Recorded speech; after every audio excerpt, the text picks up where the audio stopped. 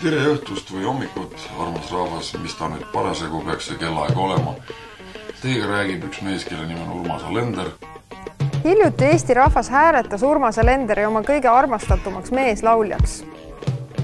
Mulle tundub, et sellel ajastul, kus piiranguid ühiskonnas oli nii palju, siis nii loominguline inimene pidigi põlema väga heleda leegiga. Tulemas on Urmas Alenderi raamat. Sõna saab Urmas Alender. Tema kalendermärkmikud, rujapäevik, fotoalbumid, 504 luuletust, 303 laulu, tema elu, tema looming, tema enda käe läbi 15. eluaastast kuni lõpuni. Kui mind enam ei ole, pole sinu jaoks olemas. Kui mind enam ei ole, pole sinule olemas.